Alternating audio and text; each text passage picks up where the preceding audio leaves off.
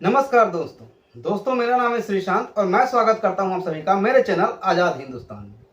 दोस्तों आज हम बात करेंगे एक ऐसे सिस्टम के बारे में जो अगर सिस्टम में आ जाए तो पूरी सिस्टम को खोखली करके रख देती है। अभी बांग्लादेश में जो कुछ भी हुआ या हो रहा है वह हम सभी लोग जानते हैं। वहां की तत्कालीन प्रधानमंत्री शेख हसीना ने अपना इस्तीफा दिया और अपना देश छोड़कर भारत आ गई। वह 58 इस्लामिक देशों में से किसी के पास नहीं गई। उन्होंने अपनी जान बचाने के लिए सबसे सुरक्षित उस देश को चुना जहां के हिंदू हिंसक होते हैं, इस पप्पू के अनुसार। तो आज हम लोग इस वीडियो के माध्यम से यह समझने की कोशिश करेंगे कि बांग्लादेश में तख्ता पलट होने के पीछे क्या कारण है, क्यों वहां के लोग इतने बेकाबू हो गए कि वहां की सरकार के खिलाफ इतना बड़ा तख्ता पलट कर दिया और वहां के संसद भवन और प्रधानमंत्री आवास को लूट लिया। तो आइए वीडियो को शुरू करते हैं।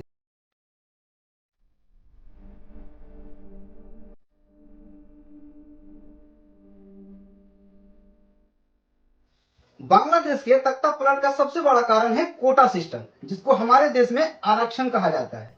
और इसी को खत्म करने के लिए वहां के युवाओं द्वारा प्रदर्शन किया जा रहा था। बांग्लादेश में कोटा सिस्टम 1971 में बांग्लादेश बनने के साथ ही बनाया गया था।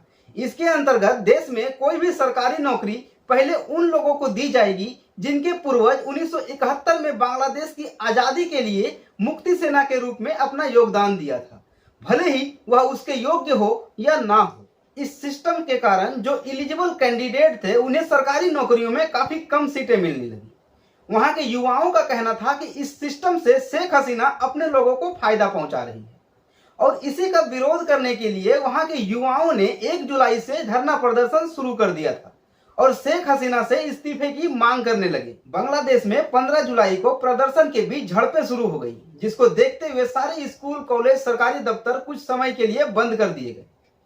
16 जुलाई को और भी भयानक झड़प हुई, जिनमें लगभग 64 लोगों की जानें चली गई। इसके बाद शेख हसीना ने बांग्लादेश को संबोधित करते हुए हमले में मारे गए लोगों की न्यायिक जांच का आदेश दिया और उन्होंने यह भी कहा कि हिंसा करने वाले छात्र नहीं, आतंकी विचारधारा के लोग हैं जो बांग्लादेश को बर्बाद करना चाहते हैं। हालांकि इसके बाद हिंसा कम नहीं हुई और बांग्लादेशी सरकार ने पूरे देश में कर्फ्यू लगा दिया और सेना तैनात कर दिया।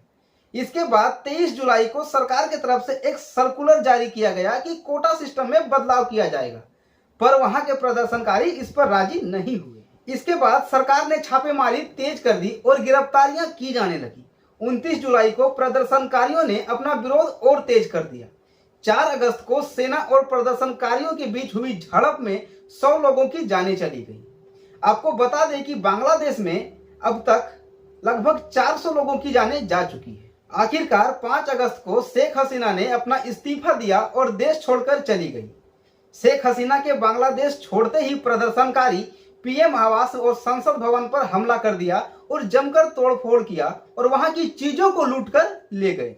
प्रदर्शनकारियों ने केवल संसद भवन और पीएम आवास को ही नहीं बल्कि शेख हसीना के पार्टी आवामी लीग के कार्यालय में को भी आग के हवाले कर दिया और गृह मंत्री असदुज्जमा खान कमाल के घर पर भी हमला किया, तोड़फोड़ किया और उस घर को भी आग के हवाले कर दी। फिलहाल अभी बांग्लादेश में हालत स्थिर है। वहां की सेना प्रदर्शनकारियों को शांत करने के प्रयास में लगी हुई है।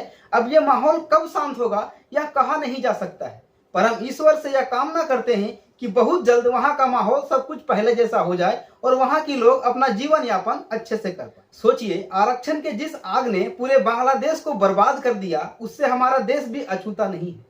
यहाँ के नेता जातिगत जनगणना करवा के जिस तरह जाति के आधार पर आरक्षण को बढ़ावा देने में लगी है, हमारा भी हाल बांग्लादेश जैसा होने में समय नहीं लगेगा। तो दोस्तों, आप लोगों को यह जानकारी कैसी लगी हमें कमेंट सेक्शन में जरूर बताएं। अगर अच्छी लगी हो तो वीडियो को लाइक करें, दोस्तों के साथ शेयर करें और अगर हमारे चैनल पर नए हैं तो प्लीज चैनल को भी सब्सक्राइब कर दें। मिलते हैं नेक्स्ट वीडियो में, तब तक के लिए जय हिंद।